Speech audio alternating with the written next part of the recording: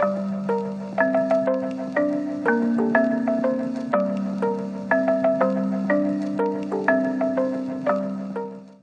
tout le monde et bienvenue dans cet épisode 3 du Phileas Podcast. Je suis Sylvie, je suis expatriée en Grande-Bretagne, j'habite à York dans le nord-est de l'Angleterre. Donc voilà, je vous présente ce podcast depuis mon petit chez moi, mais on va pas y rester très longtemps là. Vous pouvez me retrouver différents réseaux sociaux, notamment et surtout Instagram, Sylvie_Phileas Yarns, et aussi Facebook, Twitter, mais vraiment moins active là-dessus, ou Ravelry, sous Phileas Yarns. Phileas Yarns, c'est ma marque de laine tête à la main. Et je vous mets aussi le lien pour la boutique Etsy pour que vous puissiez aller voir si vous en avez envie. Voilà. Donc oui, non, on va pas rester là très longtemps.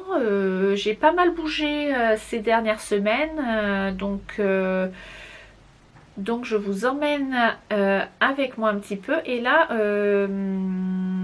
Alors déjà, je vous mets des petits tampons minutes, un petit sommaire en dessous aussi pour que vous puissiez retrouver au cas où vous n'avez pas l'occasion de regarder ce podcast d'une traite. Je ne vais pas vous blâmer pour ça. J'avoue que ouais, je suis un peu équipe des longs podcasts. Je suis en train de le devenir. Mais bon, on en fait un fois par mois. Il y a tellement de choses à dire. Donc voilà, aujourd'hui je vous emmène à Berlin et où j'ai passé un week-end fin juin et après on va faire une petite pause relax dans l'aquarium The Deep at Hull qui est dans le sud-est du Yorkshire sur la côte. Et après on va aller en Écosse où je suis allée à ma retraite de tricot et crochet. Donc voilà, mais bon, allez, tout de suite on est parti pour Berlin. Tchuss!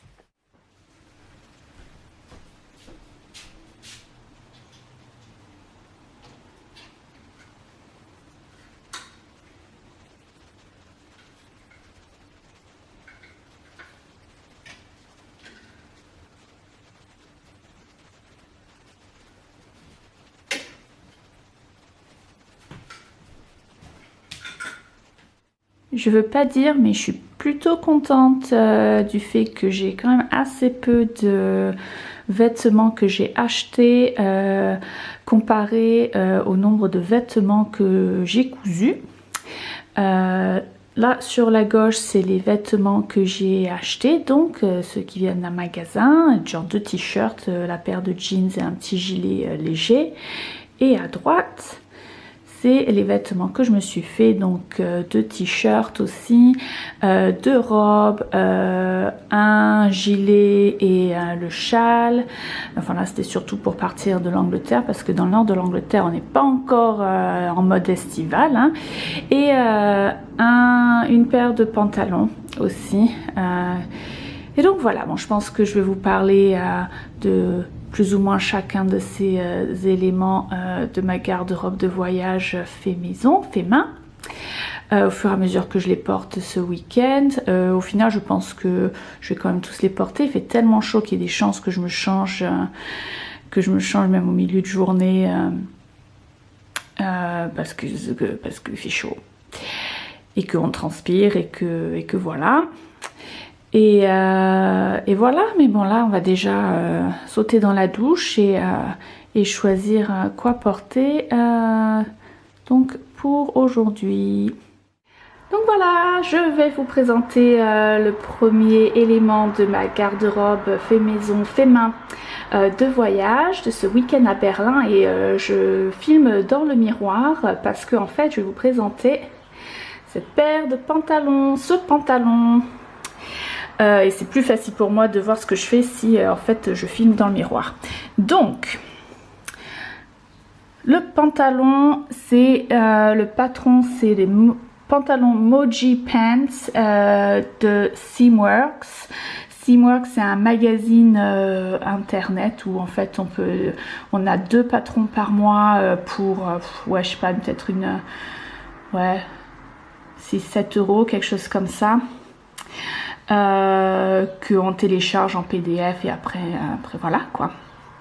Avec d'autres choses dans le magazine aussi, mais bon voilà, 2 patrons par mois. Ce sont les gens qui sont aussi derrière les patrons Colette, qui font Seamworks Magazine. Donc voilà, donc le Moji Pants, ça a peut-être 2-3 ans maintenant, l'édition où il y a du magazine où il y a ce patron. Et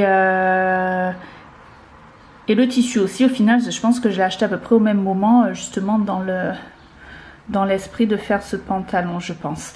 Donc le pantalon en lui-même, c'est un pantalon avec une ceinture, en fait, voilà, avec une ficelle pour tenir. Il y a des poches des 2 côtés. Bon, alors autant vous dire que je me suis même pas cassé la tête à essayer de bien aligner les motifs. Je m'en fous un petit peu, hein, je vais vous dire. Hein. C'est un pantalon relax. Je m'en tamponne un petit peu le coquillard. Et voilà, et donc en fait, niveau d'en bas, normalement le patron il a une option de faire un revers d'ourlet. Mais je ne l'ai pas fait sur ce pantalon, ça servait à rien. Le seul défaut là, c'est que j'ai fait donc ce pantalon sur patron, j'ai rien changé. Mais par contre, voilà, il est un peu court. Il monte pas assez au niveau de la taille en fait. Il m'arrive en fait en dessous. Là c'est mon os de la taille là. Et il arrive juste en dessous. Moi j'aimerais bien qu'il arrive juste un petit peu au-dessus. Voilà, donc là ça va, je le porte avec un espèce de mini short qu'en général je porte sous les robes pour éviter que j'ai les jambes qui frottent et qui font mal en été. Donc ça va, mais là si je pense refaire un de ces pantalons et je vais du coup remonter en fait la taille, donc faire plus de pantalons et attacher la ceinture pour qu'il m'arrive un peu plus haut. Donc voilà, et le tissu c'est un tissu africain wax, voilà, que j'ai acheté à Lisbonne quand j'étais partie un petit week-end à Lisbonne. J'avais trouvé ce petite boutique tenue par des Africains. Je sais plus s'ils sont de Mauritanie ou de Guinée-Bissau ou je leur avais demandé, j'ai complètement zappé.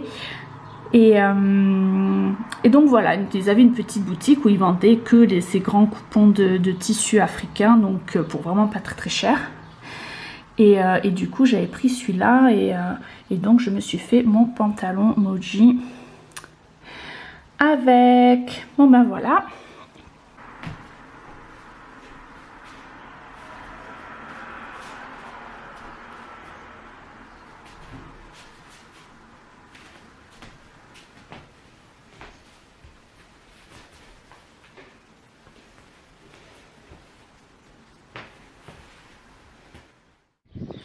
Donc voilà, donc aujourd'hui c'est dimanche et je ne sais pas si vous savez, mais le dimanche à Berlin il y a tout qui est fermé.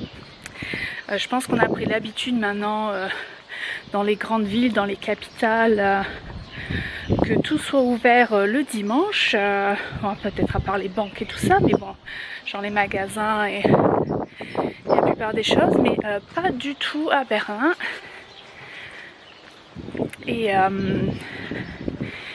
Et du coup voilà, donc c'est très calme là dans la rue dans laquelle je suis en train de marcher. Je ne suis pas du tout vraiment encore en centre-ville, là où il y a tous les monuments, toutes les attractions et tout ça. J'y viendrai un peu plus tard. Bon là j'imagine qu'il y aura plus de choses ouvertes, genre les musées eux sont ouverts le dimanche du coup, ce qui est assez sympa. Mais là du coup je vais au marché aux puces à Mauerpark. Et parce que voilà, le dimanche c'est à ce moment-là que ça se passe. Et donc voilà. Ouh, il fait chaud, hein. Et ben voilà, donc j'y vais par curiosité vraiment. Mauer Park, c'est vraiment un très très grand marché aux puces, très connu. Dès qu'on regarde un peu les choses à faire à Berlin, ça flash dessus dans les différents blogs ou guides. Et donc voilà, déjà je vais me mettre sur le trottoir, ce sera pas mal. Donc voilà, j'y vais par curiosité, puis on sait jamais, si ça se trouve, j'ai trouvé des petites choses à ramener. Bon, pas trop parce que j'ai que un bagage à main, mais voilà. Allez, à tout à l'heure.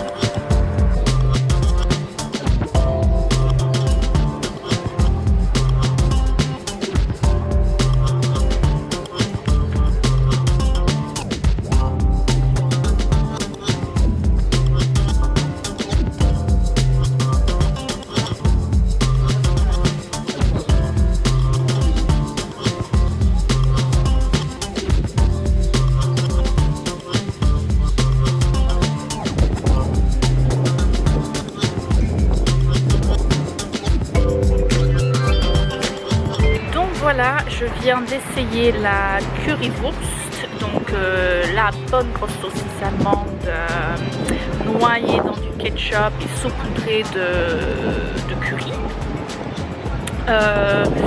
Bon bah écoutez, hein, c'était pas aussi dégueu que ce quoi je m'attendais.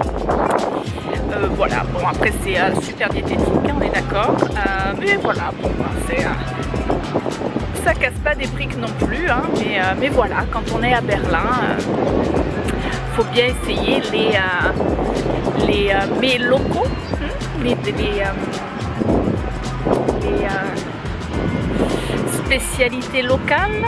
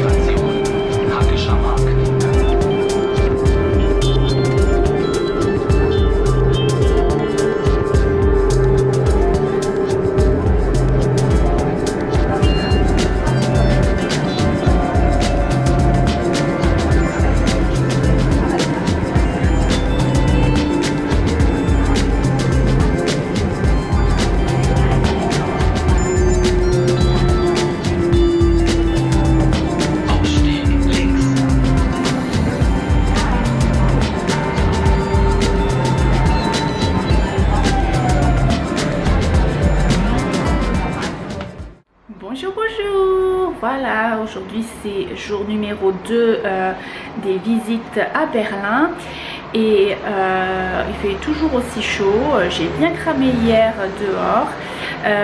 Aujourd'hui on va essayer de rester cool et j'ai mis ma robe trapèze de Merchant Mills que je vous ai présentée lors du précédent podcast. Donc je ne vais pas rentrer dans les détails là. Si vous avez envie d'en savoir plus sur cette cousette, je vous invite à regarder la section un peu de couture dans l'épisode 2 du Phileas Podcast.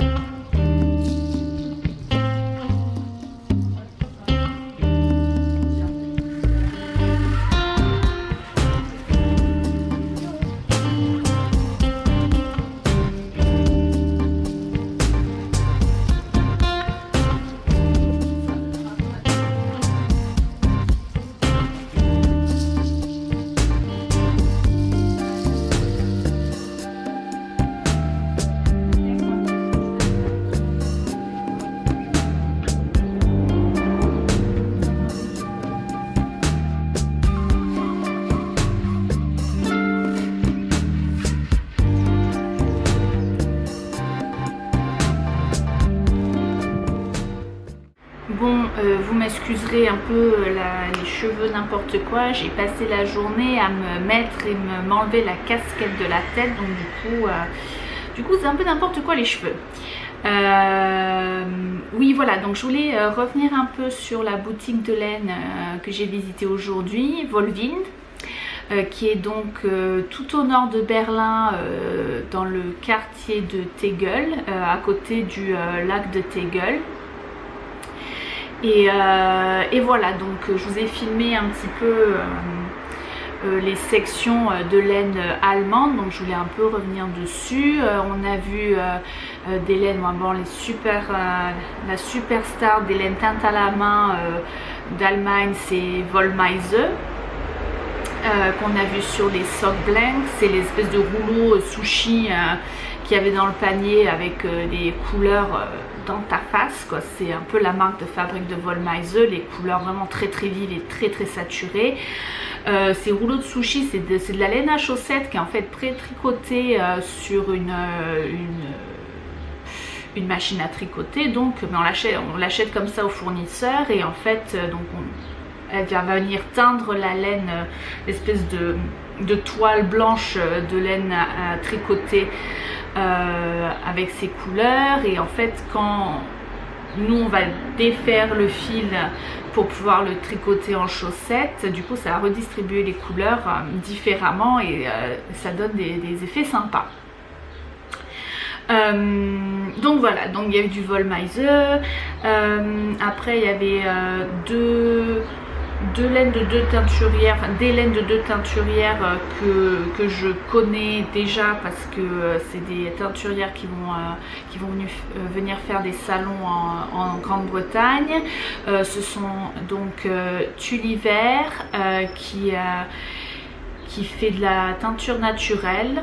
En allant chercher son matériel, ses couleurs dans la région de Berlin-Brandebourg, donc dans les environs de là, et oui, qui utilise de la laine assez laineuse, donc assez poilue, assez plus ou moins sèche, enfin ouais, quand même de la bonne laine. Et qui va venir donc teindre ça à la main, et l'autre qui fait aussi de la teinture naturelle et qui vient aussi d'ici, de Berlin-Brandebourg, c'est Hey Mama Wolf. Et Hey Mama Wolf par contre, elle va aller chercher aussi sa laine dans le pays. Après je sais pas si c'est vraiment très régional, mais du moins c'est de la laine allemande. Et du coup c'est très intéressant parce que les deux sont du même endroit, Tulliver et Hey Mama Wolf, mais alors les palettes sont complètement différentes et la gamme de laine qu'elle propose sont complètement différentes aussi, donc certes voisines, mais alors rien à voir niveau du produit offert. Et j'ai aussi découvert une nouvelle marque de laine dont j'ai encore oublié le nom, je viens de regarder hein. Et j'ai complètement zappé. Voilà, Rosy Green Wool. Et donc là, Volvind proposait leur Mérino d'Arles avec des couleurs vraiment très sympas, bien solides, des couleurs bien unies, bien saturées. Bon, j'en ai pas acheté parce que du coup je savais pas trop parce que j'allais en faire, j'en ai pas l'utilité ni l'envie,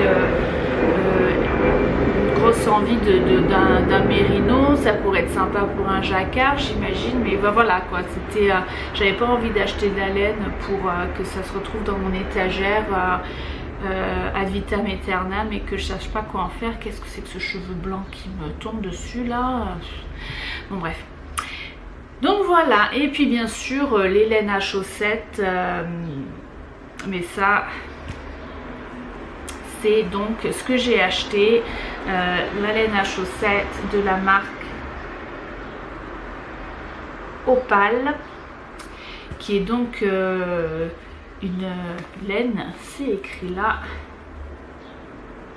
fabriquée en Allemagne. Bon après la laine elle-même, je doute qu'elle ne soit pas allemande, mais donc voilà, donc c'est niveau laine chaussette commerciale, même en Grande-Bretagne on trouve de la Opal très facilement, et c'est de la bonne qualité, ils ont des couleurs super sympas. Il y a des collections thématiques, la plus récente c'est la collection Claude Monet, où en fait ils se sont inspirés des peintures de Claude Monet pour faire leur coloris, et du coup alors là j'ai pris un truc aussi inspiré d'art, mais il faudra que je regarde sur l'internet un peu mieux. C'est Hundertwasser, la collection, et en fait ce qui est bien chez Opal, c'est qu'ils vont vous mettre le rendu de la chaussette tricotée. Ça donne un peu une idée de si ça va vous plaire ou pas, si vous avez plus envie de rayures ou d'un truc mi-jacquard, enfin déjà sur la laine, ou chercher un truc un peu plus uni, enfin bref, c'est pas mal. Alors du coup j'ai acheté, c'est bien, j'ai respecté ce que je voulais acheter. Je me suis acheté pour moi, donc je me suis acheté celle-ci. Après moult hésitation, et ou peut-être celle-ci ou peut-être celle-là. Sachant que j'ai déjà déjà deux pelotes de Opal à la maison. Mais bon, j'avais envie de monter une paire de chaussettes à Berlin, donc voilà. Donc j'ai acheté ça, et pour faire les talons et pointes contrastants, j'ai acheté de la langue Jawol.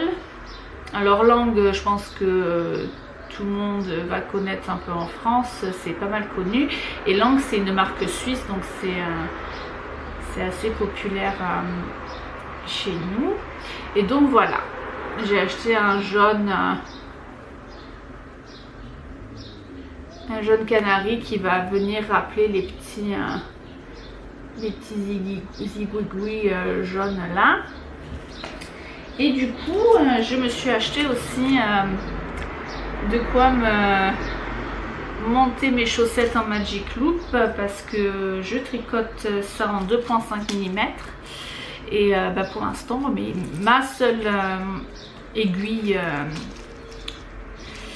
circulaire à 2,5 mm, elle est occupée. il y a Winston Leon dessus. Donc voilà, donc je me suis dit, on n'a jamais assez d'aiguilles pour monter des chaussettes. Donc voilà. Et j'ai aussi acheté celle-ci. Et celle-ci, alors celle-là, autant c'est la laine à chaussettes de base qui a donc 75% de laine vierge et 25% de polyamide. Autant celle-ci, c'est un peu différent, il y a du coton dedans, donc il y a 38% de laine, 32% de polyamide et 30% de coton. Et j'ai acheté cette pelote pour faire des chaussettes à mon beau-père, au mari de ma maman. Que voilà, qu'à chaque fois qu'il me voit tricoter des chaussettes quand je suis en vacances dans le sud, il me dit, tu me fais quand même des chaussettes. Et voilà, donc je me suis dit, coton ça peut être sympa, ça va faire des chaussettes un petit peu plus légères et un petit peu plus portables pour lui quand ça va être l'hiver méditerranéen. Donc voilà, on va voir, et puis voilà.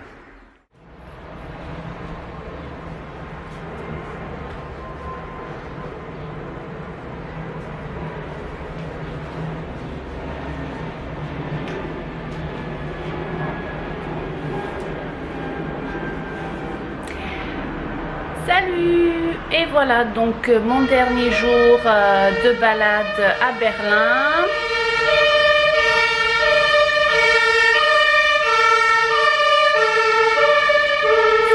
Voilà le gros pimpon qui s'invite juste au moment où j'allume la caméra, mais enfin bref. Et donc aujourd'hui j'ai décidé de mettre ma robe Bettine. Mon gros bordel. La robe Bettine, patron de Tilly and the Buttons. C'est ma troisième, c'est la troisième que j'ai cousue. Il y a des chances sur la dernière quand même. Et en fait, à chaque fois que je l'ai cousue, j'ai dû améliorer et surtout réajuster les tailles. Je pense que j'ai dû commencer sur une taille 12 et puis en fait la jupe est assez forme tulipe.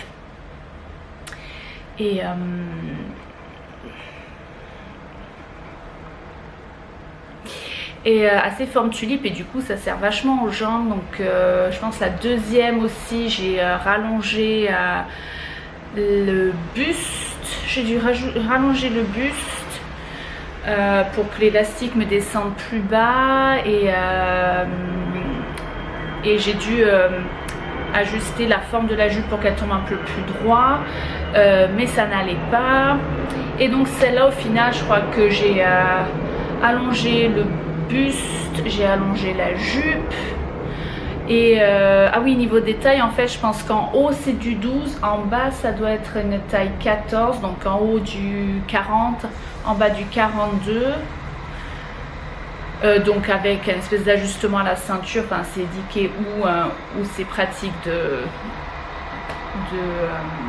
de grader ça. Et en fait sur cette version, je pense que pour ajuster la forme de la jupe pour que ce soit un petit peu plus confortable, donc je partais du 14 niveau des hanches pour arriver en fait en taille 16, donc 44 en bas, pour éviter une espèce de culotte de cheval. En fait mes deux autres pétines, il y a des espèces d'excès de tissu sur les côtés de mes hanches, ça fait vraiment culotte de cheval, c'est pas génial quoi. Donc voilà, bref, cette robe je l'aime beaucoup. Je l'ai cousue, c'est un tissu africain wax, hein. Vous allez vite comprendre que je suis un peu obsédée par les tissus africains wax, j'aime ça. Et ce tissu là je l'ai acheté en me baladant à Bergerac, donc dans le sud-ouest de la France. Une petite boutique mercerie que je ne me rappelle pas du tout non, j'étais tombée dessus en me baladant brièvement entre l'arrivée de mon avion et le train, ou l'inverse, je sais plus si c'était à l'arrivée ou au départ. Donc voilà, j'aime bien parce que ça fait des espèces de masques, on dirait un peu les Simpsons d'Afrique en fait, avec les têtes ovales et jaunes comme ça, c'est rigolo. Donc voilà la tenue du jour.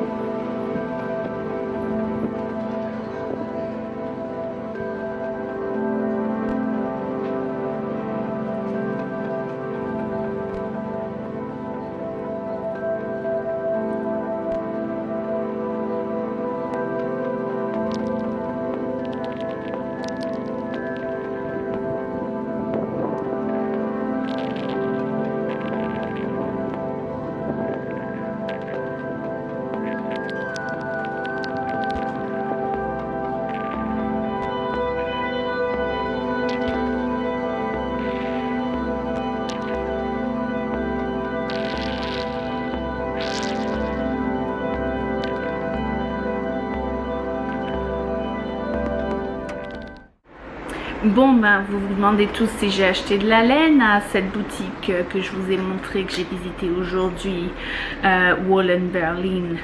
Ah ben, bien sûr que j'ai acheté de la laine, enfin. Que croyez-vous? Plein beaucoup. J'ai acheté de la BioBalance de BC Garn. Alors oui, non, certes, ce n'est pas de la laine allemande, hein. BC Garn, c'est danois, si je ne m'abuse. Si je ne m'abuse, je ne sais plus. Enfin bref, c'est de la laine danoise, mais voilà, j'avais envie de montrer mon soutien à cette autre boutique de laine berlinoise. Et donc voilà, donc j'ai acheté une quantité pull, hein, ce sont des écheveaux de 50 grammes, moi ça a l'air d'être du fingering sport. Donc voilà, j'ai acheté donc 300 grammes et vous voyez il y en a une qui est plus claire parce qu'en fait il n'y en avait que 5 d'un lot et pas assez de l'autre non plus, donc du coup je vais bidouiller pour mettre cet écheveau plus clair, genre les côtes d'en bas du pull et de l'encolure, enfin voilà, de faire ça sur les petites parties qui n'en ont pas besoin. Sinon, comment se porte ma chaussette? J'ai tricoté la jambe jusque là. Pas mal hein, depuis hier soir. J'ai aussi un peu tricoté sur mon pull Hayward. Donc voilà, je continue les diminutions tranquillou. Je vous montrerai quand j'aurai fini le devant. Voilà, il faut juste que je m'y mette. Je vais arriver au moment où il va falloir que je fasse aussi les diminutions au niveau de l'encolure. Ça avance aussi, voilà. Mais bon, ça fait du bien tricoter de la chaussette, ça m'avait manqué. Ouf. Voilà. Peut-être ce soir, je vais essayer de faire... de passer le talon comme ça dans l'avion demain. Pouf pouf, j'ai plus qu'à tricoter en rond pour faire le pied. Ce serait pas mal. Mais bon, en attendant, voilà, Berlin pour moi c'est fini. Demain matin, tôt, je pars à l'aéroport et je rentre chez moi. En même temps, c'est pas plus mal parce que demain c'est genre 40 degrés. Je pense pas que j'aurais fait grand chose hein. Encore aujourd'hui ça allait, il y a un petit vent qui faisait que c'était à peu près supportable. Je pense que c'était le temps de m'habituer parce que je veux dire on n'a toujours pas eu vraiment de grosses températures en Grande-Bretagne jusqu'à présent, donc c'était un peu le choc thermique.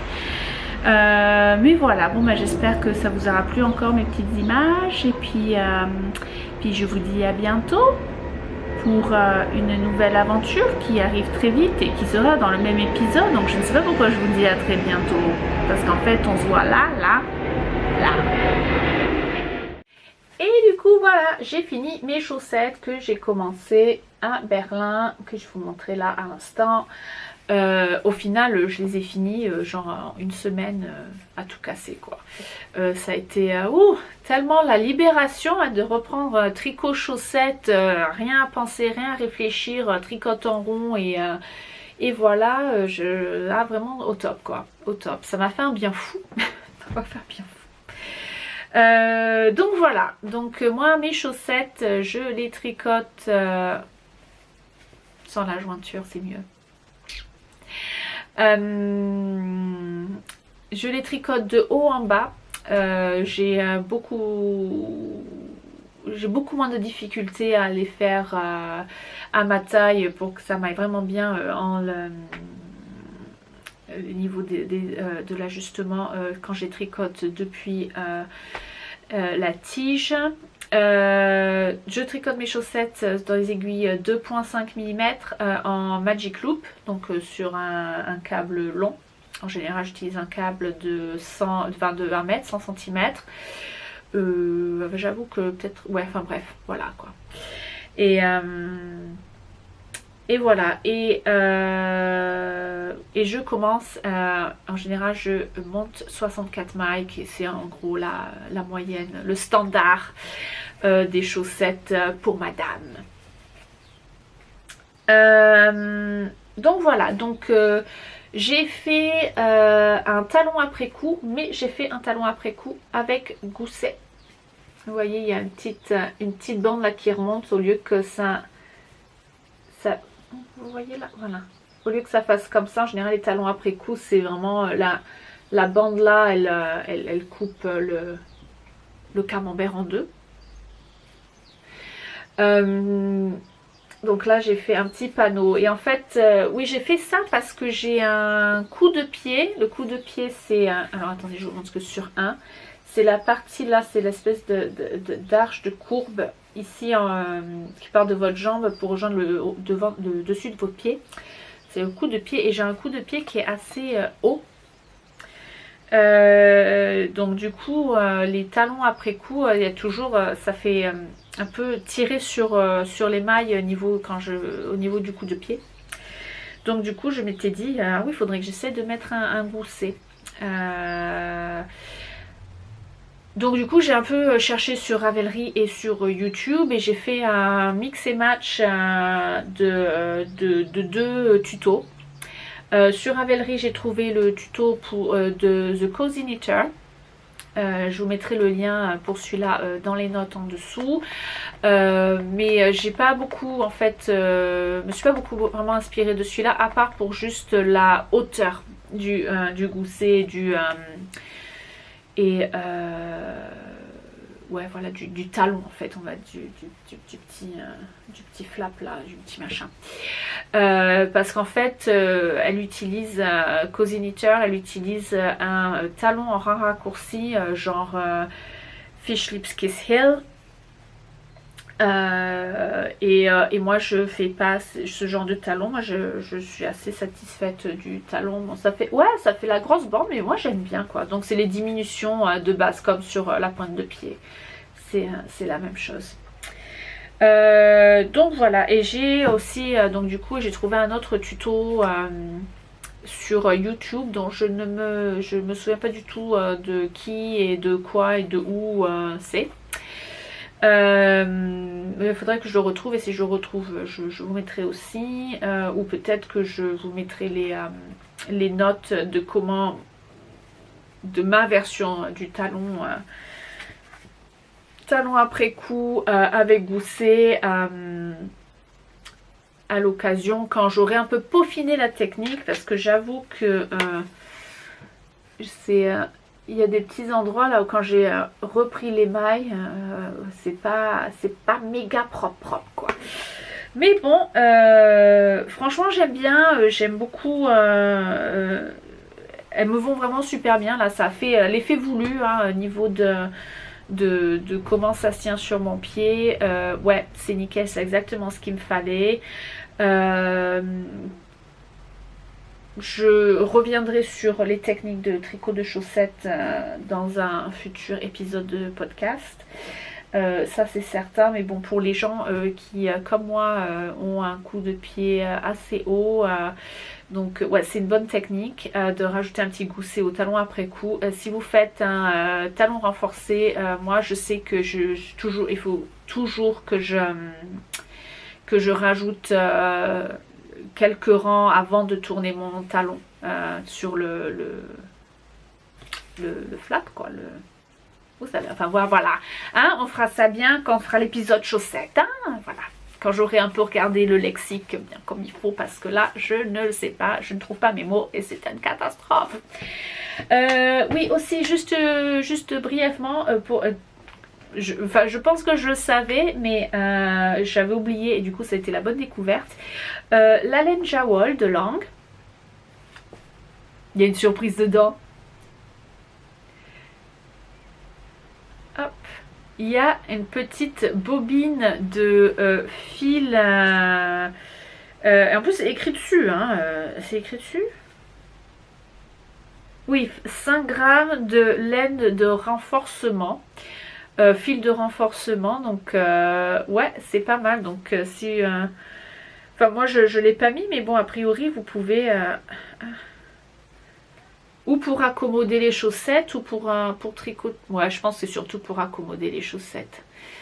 Voilà, une fois qu'on a fait le trou ou peut-être ouais je sais pas, j'ai pas penché à la question et en fait c'est dedans.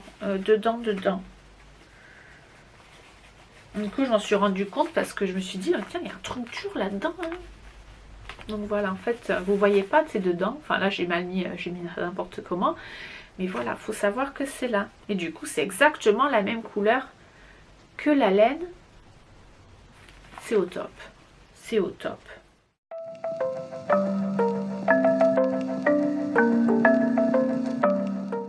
Il y a, je sais pas, 3 semaines. Ouais, 3 semaines. Je suis allée avec ma copine Carla qui maintenant a redéménagé pour sa maison à Jersey. Juste avant qu'elle parte, on s'était dit qu'il fallait vraiment qu'on se fasse ce trip aquarium à Hull. L'aquarium c'est The Deep, les profondeurs en français. Et ça faisait plusieurs années qu'on s'était dit il faut qu'on aille, on a envie d'aller à les aquariums, enfin voilà. L'aquarium c'est un aquarium de recherche, d'études sur les fonds marins. Donc tout ce qui est entrée et tout ce qui est profit du magasin de souvenirs et tout ça, ça part dans la recherche. Et l'aquarium, il y a pas mal d'espèces en danger d'extinction ou en risque, enfin voilà, des trucs où il n'y en a vraiment pas beaucoup, genre les requins assis. Je savais pas qu'il y en avait si peu. Enfin bref, donc on est allé à l'aquarium et c'était super, et j'ai pris mon appareil photo et au final je me suis retrouvée à faire des petites vidéos et j'avais envie de vous les mettre en petit montage et de vous les partager parce que je peux. Voilà, rien à voir avec le tricot, mis à part que j'avais pris mes chaussettes pour tricoter à la pause déjeuner, hein, mais bon, voilà. Donc oui, donc rien à voir avec le tricot, mais c'est juste, voilà, j'ai envie de vous partager ces quelques images.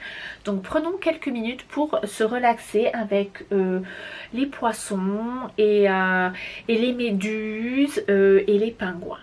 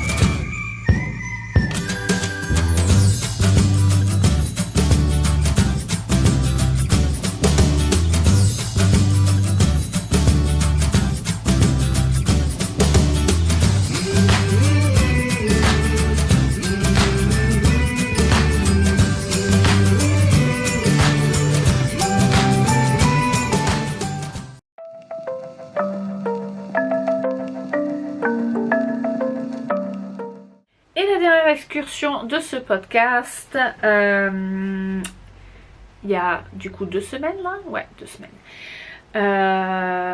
Oui, j'ai du mal moi avec avec ma file du temps, mon fil du temps, j'ai du mal, excusez-moi.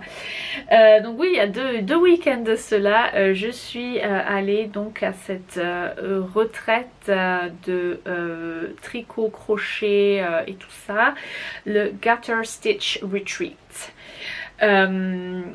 Qui se passe dans une ferme, la Garter Stitch Farm, qui est en Écosse, pas très loin de Stirling. Pour vous situer, Stirling c'est genre un petit peu au nord-ouest de Glasgow, peut-être à une demi-heure à tout péter, quelque chose comme ça.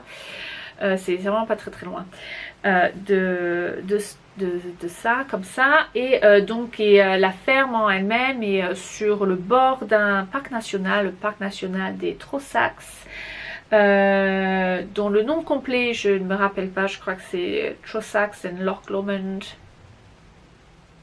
National Park. Et il y a un truc avec Queen Elizabeth Forest aussi dedans, enfin bref, je sais plus. Mais voilà, donc les Trossachs, pour faire court, et les Trossachs c'est la maison aussi du Loch Lomond, qui, soit dit en passant, si je vous avais tapé un trip Écosse, je vous recommande cette région. C'est pas vraiment les Highlands, mais c'est moi perso j'adore. Il y a des petites montagnes partout, enfin on va dire collines. Hein, voilà. C'est très vert, il y a de la forêt de partout et des lochs, il y a des lochs de partout, c'est juste, c'est troué d'eau quoi. Et notamment le Loch Lomond qui personnellement est mon préféré, bien au-delà du Loch Ness. Loch Ness c'est sympa, mais alors le Loch Lomond,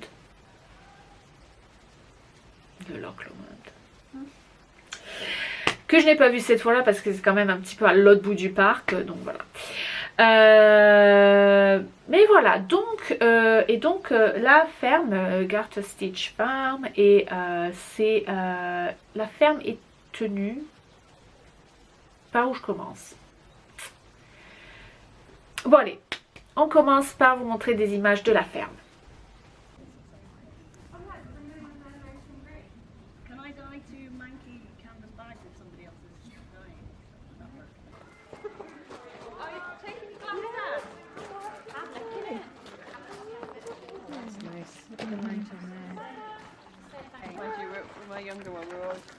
Good night, everybody. Good night, Kevin. See you tomorrow. You're taking like a organic play, chickens in the yard, nursery was where he'd once spent his time, and he preferred the school nursery, which wasn't very much. Et puis vu qu'on y est aussi, je vous montre un peu des images des alentours de la ferme. Oh le chat! Des alentours de la ferme, donc parce que j'avais envie d'aller me balader, voilà, on n'est pas obligé d'être cantonné avec tout le monde de la ferme. Donc je me suis un peu échappée à une matinée pour aller me faire une petite balade solo du côté du lac de Menteith, qui est très très joli. Donc voilà, des petites images d'Écosse.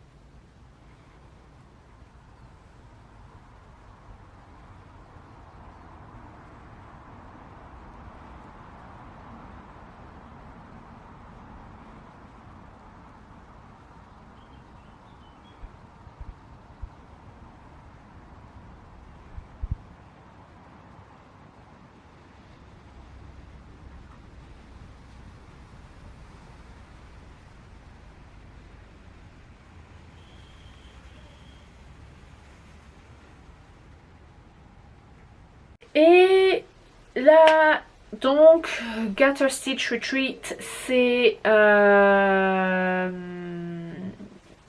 organisé par les nanas qui sont derrière le Crochet Project. The Crochet Project, c'est Kat Goldin et Joanne Scrace. Ce sont surtout Joanne, designer crochet, qui emmène le crochet au-delà de la couverture de Granny Square, quoi. Donc c'est des châles, sont connus pour avoir fait plein de collections de Shawl Project. Il y a 4 livres je crois de Shawl Project maintenant.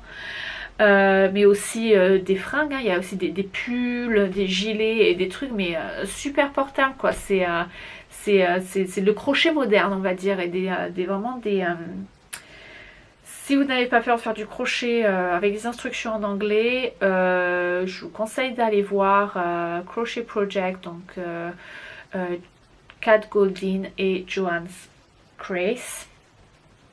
Je vous mets le lien de toute façon en dessous, hein, de la page Ravelry, je pense, du Crochet Project.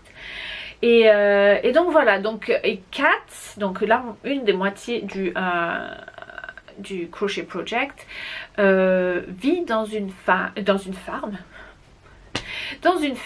donc dans les Trossachs, la Garter Stitch Farm, avec son mari Kevin et leurs 3 enfants complètement foufous. Et tout un tas d'animaux aussi. Et voilà, donc cette ferme, c'est une ferme ils font plein d'activités dedans, donc on peut la visiter, on peut aller voir pour aller traire les chèvres, on peut y aller, il y a des ateliers, donc il y a les retraites juste tricot crochet, ils font les retraites aussi teinture naturelle, que je croise les doigts, je vais pouvoir l'année prochaine, si ça se bidouille bien sur les week-ends off du travail, je me la ferai bien, la retraite teinture naturelle avec Jules de Woolen Flower. Et donc voilà, aussi des ateliers de faire ton fromage, des ateliers de faire ton pain au levain, enfin voilà, ils font plein de trucs, donc voilà. Et donc dans cette ferme, donc ça se passe dans la ferme de Kat, c'est organisé par Kat et Joanne, et aussi Rachel Coupy de Coop Knits, que vous je pense que en France ou dans les pays francophones, mais surtout en France, on connaît Coop Knits surtout pour sa laine Sock-Ye. Mais c'est aussi une designer super de chaussettes surtout et autres accessoires. Moi perso j'aime beaucoup ces patrons de chaussettes. J'en ai fait quelques. J'en ai quelques autres en attente. Et donc voilà, donc en fait, on passe le week-end avec des gens, des nouveaux amis, qu'on ne sait pas encore que c'est nos amis, mais c'est nos nouveaux amis,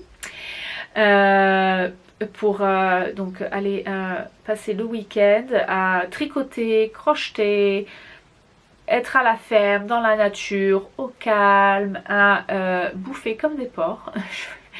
Comment vous dire, Kat et Kevin, niveau cuisine, c'est pouf. Alors on s'imagine pas, hein, on se dit on est en Écosse, oui mais non, mais c'est trop bien quoi. Bon déjà ils sont américains donc, enfin je crois que Kevin est sud-africain, mais bon, enfin bref, pas raconter leur vie non plus. Tout ça pour dire qu'on bouffe trop bien. Hein, je veux dire les pains faits maison, au petit déjeuner il est encore chaud, il sort à peine du four. Pareil pour les machins à la cannelle là, les petits pains à la cannelle du matin. Les pizzas au levain, puis voilà quoi, tout juste trop bon. Voilà, bon bref. Revenons à nos moutons et à la laine de nos moutons. Et donc voilà. Et donc cette retraite, donc il y a des ateliers qui sont organisés. Donc Rachel Coupi s'occupe du tricot. Moi j'ai pas fait parce que bah, tricot ça va, et puis surtout chaussettes ça va aussi quoi.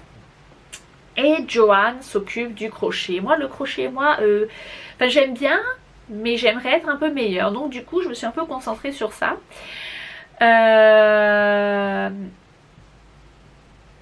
Et donc voilà, donc on a peaufiné un peu, elle nous a appris un peu des techniques pour faire des points un peu texturés, un peu fantaisie. Et voilà, juste travailler mon mojo crochet. Oh, excusez-moi. Il y a quelqu'un qui veut dire bonjour. Tu restes avec moi un petit peu. Et donc voilà. Bon, donc je disais crochet. Crochet. Show you, but I'm aware that you're working away, but I'm also aware that we're running out of time. But it's fine because if you need to come back to anything, just grab me and I'll show you because I'm here all weekend. And there's plenty of free time and plenty of time to catch up on bits that you don't get to do. Yeah. So.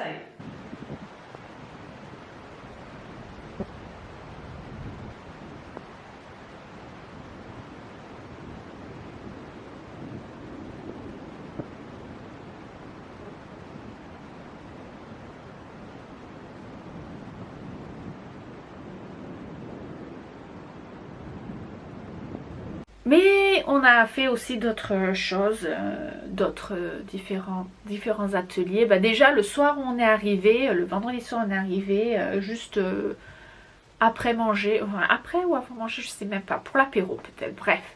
On a fait imprimer des sacs à projet avec des tampons faits maison quoi. Alors, je sais pas lino printing, comment on dit en français, je sais pas. Bon enfin bref, hein, voilà, vous allez voir les images, vous allez comprendre de suite ce que je veux dire. Yeah. You can have this one. Oh, and have this one. Okay. Et aussi nous avons fait de l'éco-print, donc des impressions avec des plantes tout naturelles sur des sock blanks. Alors excusez-moi, je suis fatiguée. J'ai le cerveau fatigué là, hein. Ouh. Le sock blank, c'est pour ceux qui n'en ont jamais vu, bon bah déjà vous allez le voir dans la vidéo il y a 2 minutes, mais c'est de la laine à chaussettes qui est tricotée en bande, et en fait c'est enrouloté, c'est comme un bandage, vous savez, de pharmacie, mais en version laine. Et en fait l'idée c'est que quand on teint le sock blank, après quand on va le défaire pour le tricoter en chaussettes, ça va complètement redistribuer les couleurs, donc du coup c'est une espèce d'effet surprise, et il y a beaucoup enfin voilà, c'est très intéressant, et il y a beaucoup de gens qui vraiment peignent avec des motifs et des images en peinture comme une toile en fait. Blank, c'est blanc, mais blanc genre vide blanc. Et donc qui vont peindre avec des images ou des pochoirs et des choses comme ça, et du coup bah, une fois tricoté, ça va pas, voilà, tu fais une étoile sur ton sock blank, c'est pas, tu vas pas tricoter une étoile sur ta chaussette, en fait ça va faire des petits speckles de couleurs un peu partout. Et donc voilà, tout ça pour dire qu'on s'est basé sur les sock blanks, pour vous expliquer un petit peu ce que c'est, pas que c'est beaucoup de sens, mais bon tant pis. En utilisant des plantes que Kat nous a amené chercher aux alentours de la ferme et dans son jardin aussi. Mais voilà, je vous mets les images.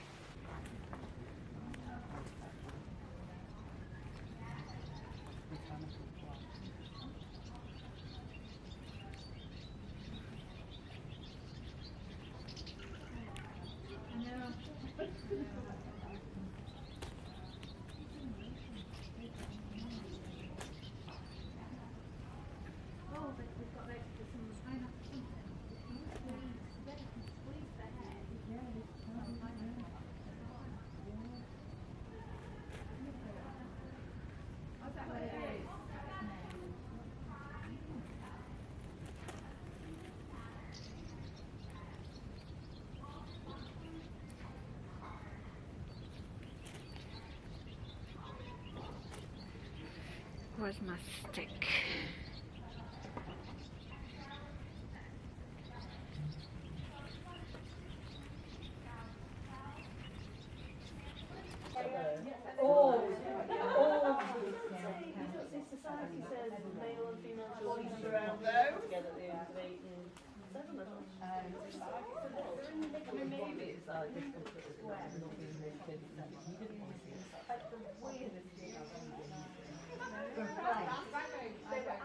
Et donc voilà, donc au final, moi pour la laver, pour un peu garder ma laine dans mon stock, j'ai défait le sock blank et je l'ai remis en écheveau. Et donc vous voyez les couleurs, c'est plus du tout dans le même ordre. Alors excusez-moi, la lumière là est un peu pérable. Mais voilà, donc ce que je vous ai pas mis en vidéo, c'est qu'on a aussi eu l'opportunité, l'occasion d'utiliser un bain de teinture d'avocat avec du fer. D'avocat, pas du tout d'avocat, d'ortie. Qu'est-ce que je dis avocat? Non, c'est les orties, mon Dieu. Hein, c'est les orties. Un bain d'ortie qui normalement est vert, mais quand on met un élément ferreux dedans, ça devient gris. Donc moi j'ai juste un peu trempé le côté latéral, enfin la longueur, une longueur de mon sock blank. Du coup ça me fait l'espèce d'effet de mini rayures, un peu, ça fait un peu des, enfin je pense que ça fait un peu des speckles, des petites taches, voilà, grises. Voilà. Du coup, moi sur mon sock blanc, vous m'avez vu, j'ai utilisé, il y a de la fougère, il y a du fenouil, il y a des feuilles de chêne, je sais plus, il y a tout un tas de trucs, bref. Il y a des soucis aussi, on a récupéré des soucis, alors il y en a qui ont plus marqué que d'autres. Et puis aussi, vous voyez des petites taches rouges, là, voilà, genre là, c'est de la Garance. Kat avait sûrement de la retraite teinture naturelle qui s'était passée très peu de temps auparavant. Il y avait encore de la Garance, donc du coup on pouvait un peu saupoudrer. Et ça fait, bon, comme c'est comme des gros bouts hein, qu'on avait, c'est sympa. Voilà, il y a des gens, ils ont utilisé de la menthe aussi, et ça faisait vraiment un super jaune vert. Mais bon, moi j'avais déjà assez de plantes donc j'ai pas fait. C'est dommage. Bon, peut-être la prochaine fois je ferai pousser de la menthe rien que pour teindre des choses avec.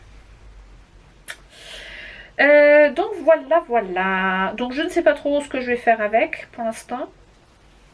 Des chaussettes peut-être. Ou ouais, je pense que ce sera des chaussettes. Mais bon. Je vais le garder dans mon stock pendant un petit moment et ça va être la redécouverte.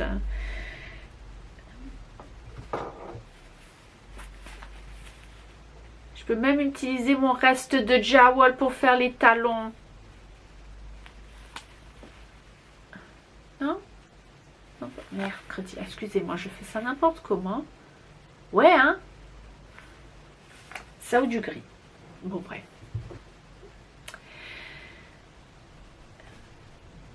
Mais oui, mais bon, tout ça, c'est très bien, crochet et tout ça, et la bouffe, et les gens, et les paysages, mais le top du top, je vais vous avouer, dans la ferme, parce que oui, forcément, il y a une ferme, qui dit ferme, dit animaux de la ferme. Et alors, les animaux de cette ferme, ils sont, c'est magique. Ils sont tout fous, mais c'est magique. It is a relief for her, so she actually enjoys it. You can't really hurt her. You can use fresh iron, she's quite hard. And she can really hard there, she's not bothered. Yeah, I think hang on. It's a bit different when you know what you're doing, isn't it? Well, in winter it's nice, you just, when it's cold, you get a pillow, like a goat pillow. Hi Josh.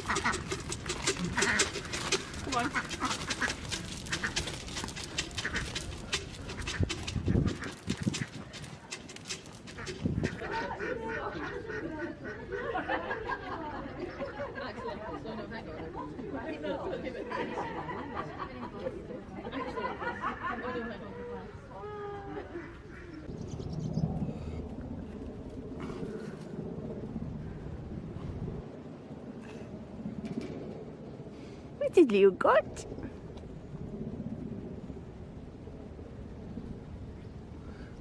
Bye bye. Who's a good pig?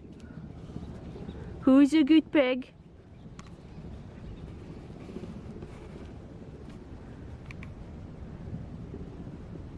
Et là, je vous montre ça, il y a les petits chatons, là vous avez vu les petits chatons de 8 semaines qui sont trop choux. Il y avait aussi les petits chatons de 4 semaines qui étaient encore plus trop choux. Mais même avec tous ces petits chatons qui vont fondre le cœur, moi mon animal préféré de cette ferme, mon animal chéri d'amour, qui m'apporte beaucoup de joie maintenant chaque fois que je le vois sur le Instagram de Kat, c'est Major Tom, le pan.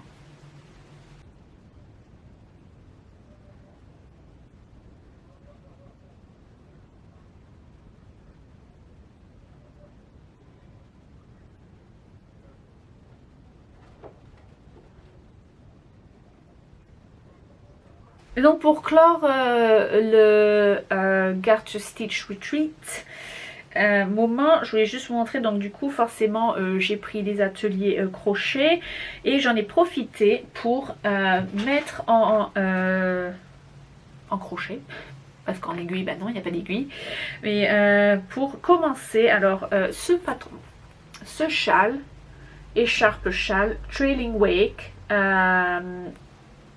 de Joanne Scrace, donc du Crochet Project, hop. Voilà, que j'ai récupéré il y a 3 ans au festival de Laine Yarndale, et en fait je voulais l'acheter et puis en fait Kat et Joanne me l'avaient donné me disant mais tiens prends-le, fais-toi machin, du coup je me suis sentie vachement coupable depuis de ne jamais l'avoir fait, hein. Mais c'est pas à défaut d'avoir essayé, hein. J'avoue que là c'est je crois que c'est mon 3e essai, donc on va dire que j'ai essayé moi 1 fois par an de le monter et de m'y atteler. Mais alors entre les problèmes de tension que j'ai avec mon crochet, bon maintenant j'ai compris, donc ça va. Puis aussi, mais voilà aussi les points utilisés, donc bon alors le crochet en français, autant vous dire que j'y connais un peu là. Voilà, si ça vous intéresse, je peux aller vous diriger vers un lexique, je pense qu'il y en a, j'en cherche rien, mais voilà, c'est des points un peu, c'est au-delà de la bride simple et du crochet de base, quoi. Mais donc voilà, là c'était l'occasion de m'y mettre, entre le fait que il y avait des ateliers pour apprendre un peu des points nouveaux, et aussi du fait que en fait la créatrice de ce patron était là. Donc du coup si j'avais un problème je pouvais crier à l'aide à la personne qui a créé ce patron. Et donc voilà, et ben voilà, et du coup maintenant j'ai quand même beaucoup avancé, hein. Enfin, il y a beaucoup, enfin vous allez dire c'est pas beaucoup, mais pour moi c'est beaucoup parce que mon crochet c'est du 2 à l'heure, il faut que je recompte toutes les mailles à chaque fois, c'est pas du tout intuitif, mais voilà, je suis contente, ça ressemble à quelque chose. Ouais. Et voilà, j'utilise mes laines, donc ça va être un modèle d'expo aussi en même temps que porté, hein. Et j'utilise mes laines, donc la laine c'est Wanderlust 4-ply, c'est du fingering weight en Bluefest Leicester, un super wash. J'utilise un crochet de 3 mm de diamètre. Le patron appelle pour un crochet de 3,5, mais comme j'ai dit, moi j'ai des problèmes de tension, j'ai une tension très lâche. Donc en 3,5 j'arrivais vraiment pas à crocheter, et donc là voilà, c'est mieux, 3 mm. Et les couleurs, c'est le gris, c'est Quai de Seine, et le bleu, c'est Among Friends. Et donc voilà, et franchement, je kiffe.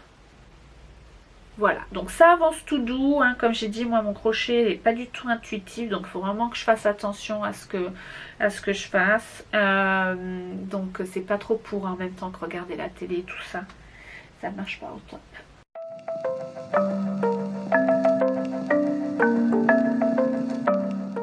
Donc pour finir la section Parlez-vous Knitting, et donc voilà, je vous fais cette section Parlez-vous Knitting pour vous parler de la communauté tricot et de ce que c'est le monde du tricot anglo-saxon et surtout britannique. Mais et donc voilà, donc oui, j'ai bien reçu tous les messages de gens qui me demandent de vous parler un peu de terminologie et des termes anglais tricot pour si vous voulez tricoter des patrons en anglais, tout ça. Je réfléchis à la bonne approche, mais et ça va arriver, je vous promets, mais là tout de suite, là on est le 21 juillet et le monde du tricot anglais ce 21 juillet, et ben il est toujours un peu en choc de... Qu'est-ce que tu fais, Bougnette?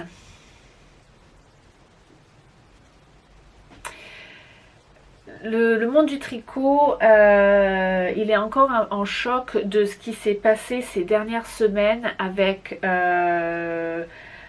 une figure assez importante du monde du design de tricot et de podcast aussi, c'est un podcasteur, quant à la question de l'inclusion.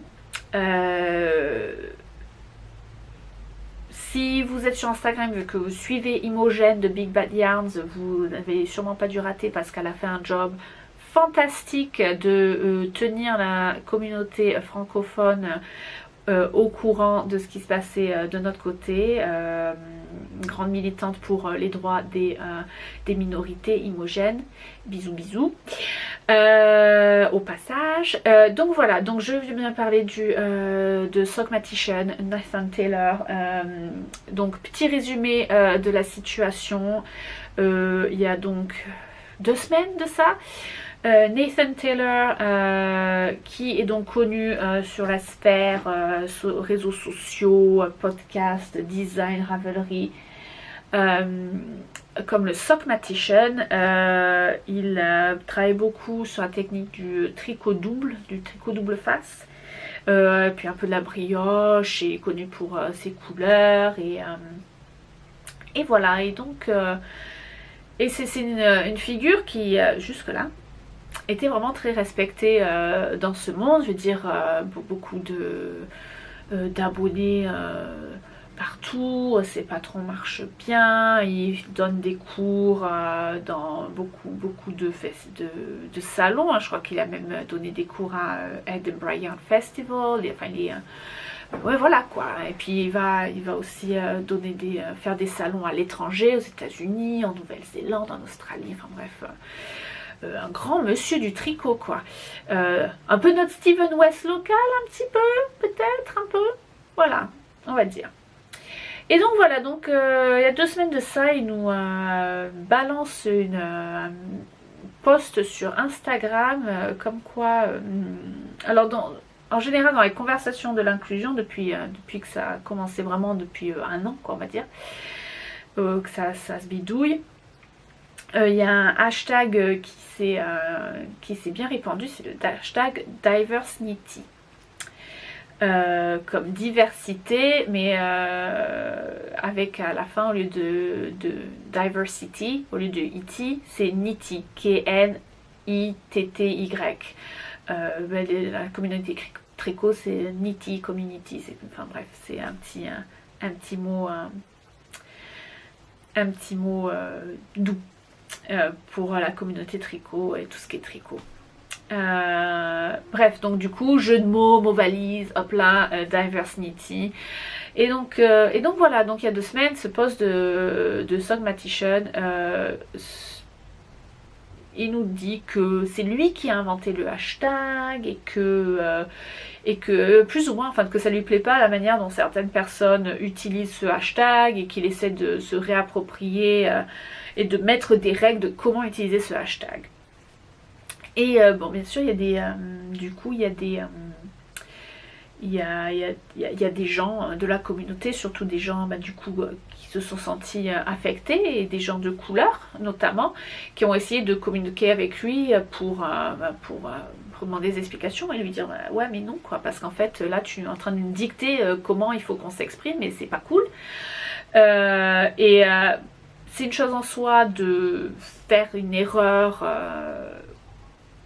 quand on fait le post original, c'en est une autre de bloquer tous les commentaires et de ne pas engager sur la conversation quand on se veut ouvert d'esprit comme il veut lui nous faire croire. Et donc du coup c'est parti de là. C'est pas tant le post en lui-même, c'est les histoires de commentaires et de non-commentaires qui fait mal. Donc du coup donc voilà, plus ou moins tous les commentaires, tous les appels aux explications ont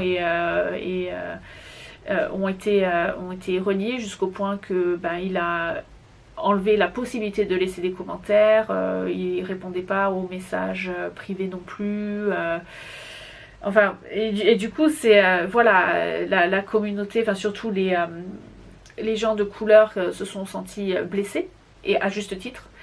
Et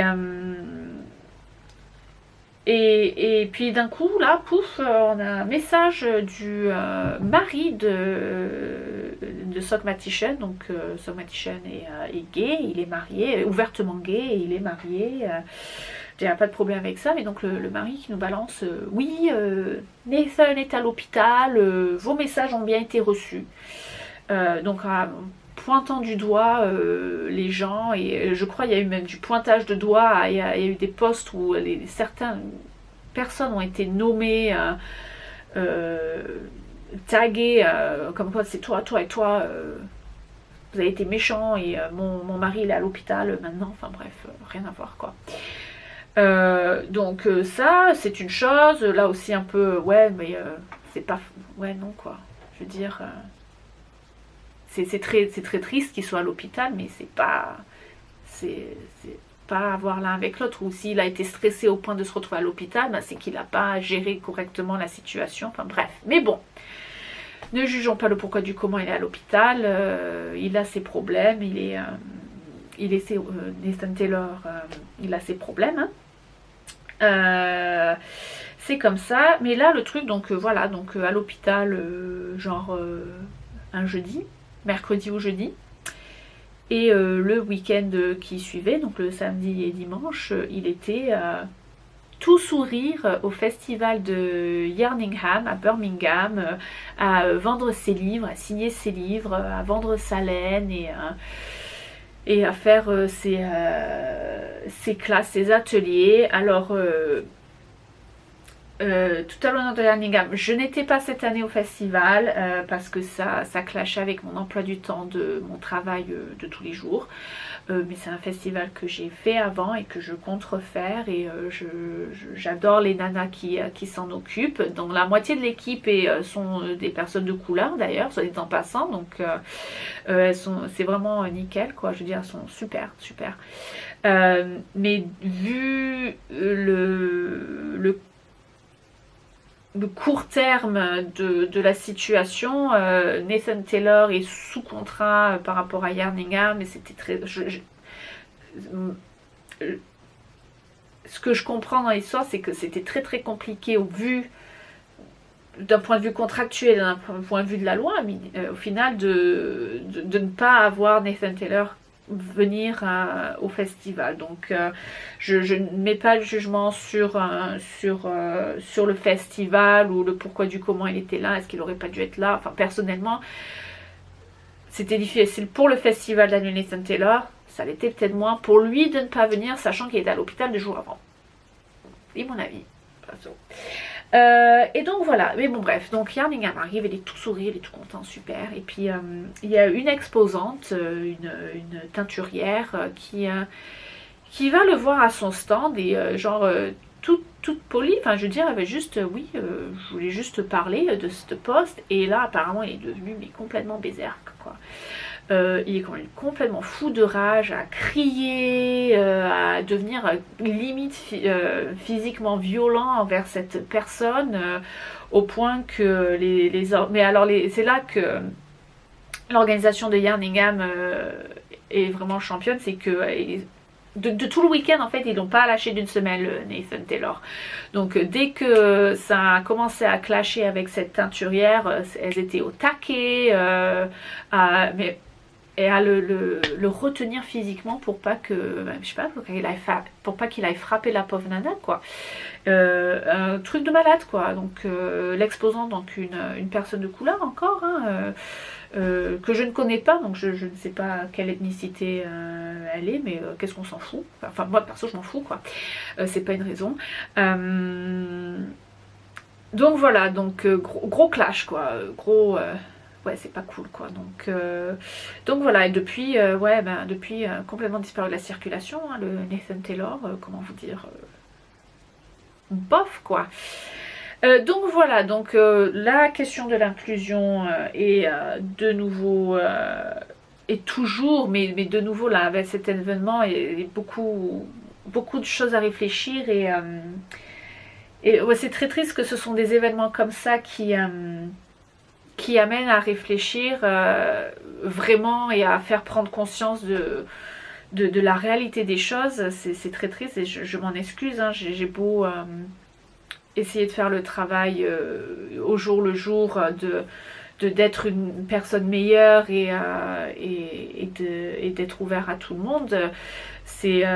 J'avoue que ces événements ils m'ont fait bien réfléchir, ils m'ont fait bien prendre conscience de certaines choses que je n'aurais pas forcément eu l'occasion de faire sinon. Notamment de ce que c'est que l'histoire de tone policing. C'est peut-être un terme si vous avez suivi sur les réseaux sociaux que vous avez vu. Tone policing, plus ou moins, donc c'est ce que Nathan Taylor a fait quand il a dit que oui c'est comme ça qu'il faut utiliser mon hashtag Diversnity et pas autrement. Donc tone policing c'est cette manière de certaines personnes ont de dicter comment les autres personnes doivent communiquer. Ouais, j'avoue que quand le post de Sock Magician est sorti la première fois, j'ai pas... voilà, c'est malheureux, mais ouais, c'est quelqu'un que je suivais. Je l'ai jamais rencontré, j'ai jamais vraiment parlé. Enfin, voilà, mais moi j'avais rien de spécial contre lui, hein, je veux dire, bon, il avait l'air de la péter un peu, mais bon, voilà quoi.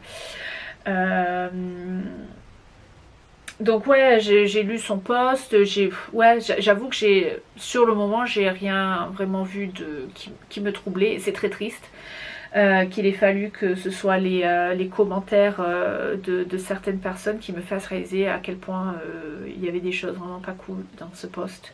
Et du coup voilà, donc voilà, j'ai appris à ce que c'était vraiment que cette histoire de tone policing.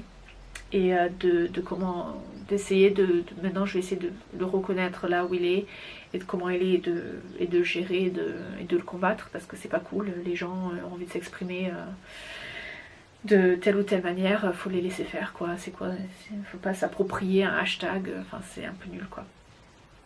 Donc voilà, et aussi la deuxième chose que j'ai réalisée, et là encore une fois je m'excuse que ça ne m'est pas venu à l'esprit avant, c'est que c'est que j'ai réalisé que voilà, je suis une figure publique.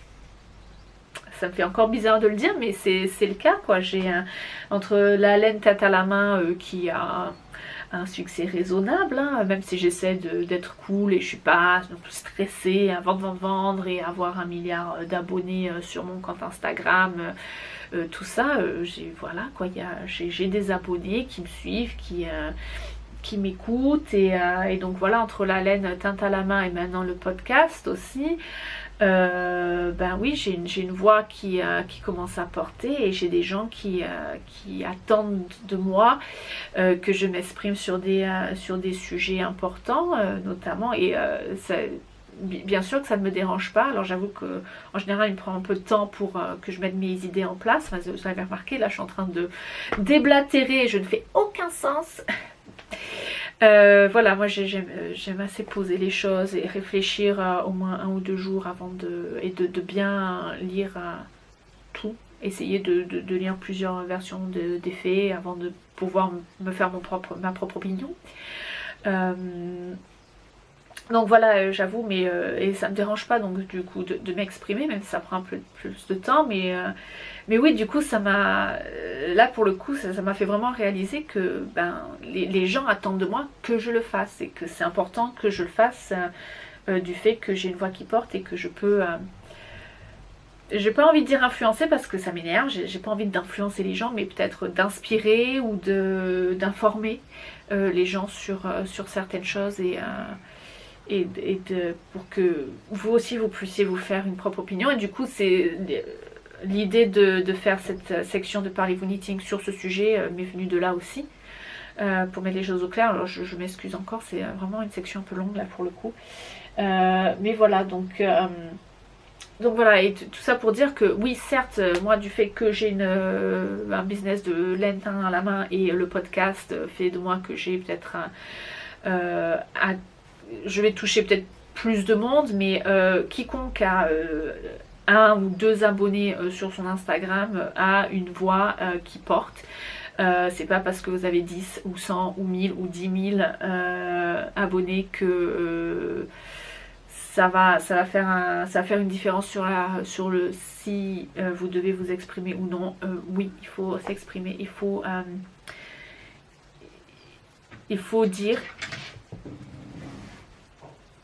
dire aux gens des minorités ethniques, des minorités LGBT, de toute minorité, des gens avec handicap, des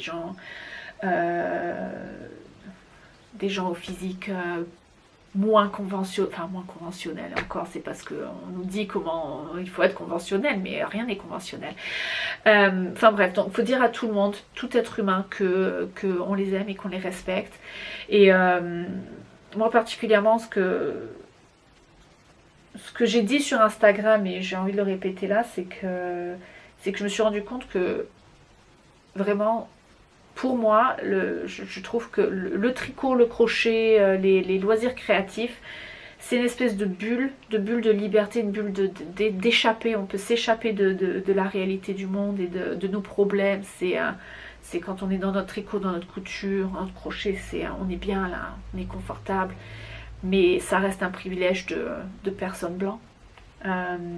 Quand on voit ce qui se passe dans la communauté tricot au niveau de l'inclusion, ça reste un privilège de blanc, ça reste un privilège de gens qui n'ont pas de problème, de gens qui rentrent dans une norme au final, et je trouve que c'est pas normal, cette bulle pour s'échapper, cette bulle de joie et de bonheur et de sans souci, elle doit être accessible à tout le monde, quoi. Et c'est pas parce que moi j'y trouve mon compte que les autres non, et que voilà, il faut se battre pour ça. Et déjà ce serait une étape assez importante, que ces gens de couleur, que ces gens tous on puisse venir faire du tricot et y trouver cet état d'esprit de j'oublie tout, je n'ai plus de soucis, le monde extérieur il est à l'extérieur, quoi. Là je suis dans ma bulle. Mais voilà, ça reste encore un privilège, et donc du coup ouais, je pense que ça c'est une étape, mais au final il faut aussi se battre pour que ces injustices elles s'arrêtent, point barre, quoi. Moi je vais pas m'arrêter d'inclure tout le monde et de respecter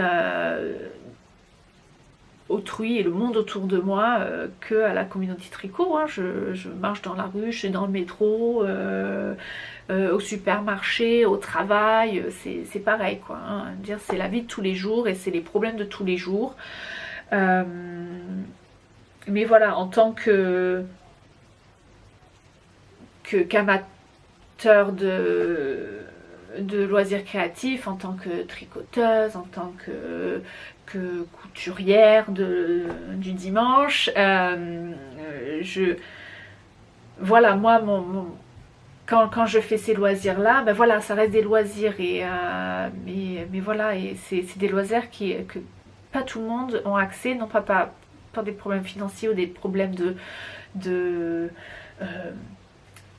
connaissances, mais qui n'ont pas accès à ces loisirs en tant que loisirs parce que il y a des gens qui disent que ils sont différents donc ils n'ont pas droit à ces loisirs et ça c'est juste pas cool quoi.